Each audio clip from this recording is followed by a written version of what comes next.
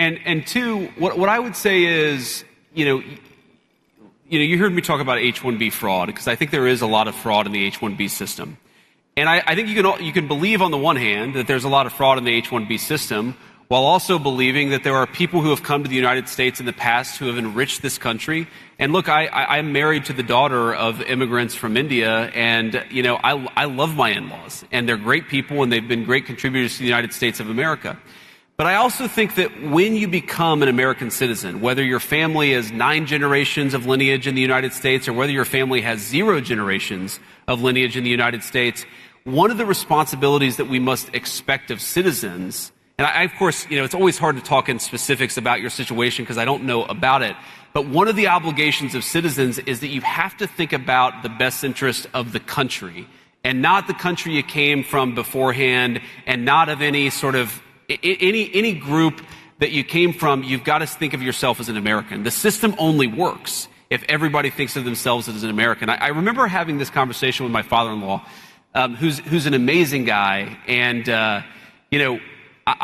it was actually during a Senate event that I had done where I had somebody who came up to me, and I'm sure a great person, like a wonderful person. It was a Ukrainian American in Cleveland, Ohio. I was campaigning for the Senate. There are a lot of Ukrainian Americans in Cleveland, Ohio. And this person got really agitated at me because I was saying we should stop funding the Ukraine war, okay? And I still believe that, obviously, and it's one of the things I'm proudest that we've done as administration is we've told Europe that if you want to buy weapons, you can, but the United States is not buying weapons and sending them to Ukraine anymore. We're just out of that business.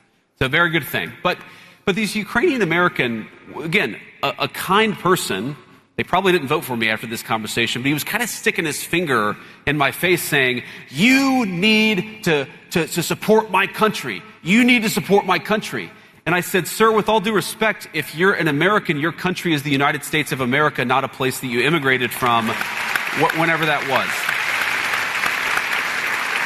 And it occurred to me, and I know this is the last question, I'll try to be quick here, but it occurred to me that my father-in-law, who came from India, who moved to the United States, who got an education and became an American citizen, that never once in my life has he ever said, you have to do this or you should do this because it's in the best interest of the country that I came from. And I think that attitude, to the extent that attitude dominates among the new generation of Americans, that makes Americans feel welcoming towards people, because everybody, again, whether your family's been here for 300 years or 1 second, to be an American means to look out for Americans first, and that's the perspective we have to take to our immigration policy. Thank you.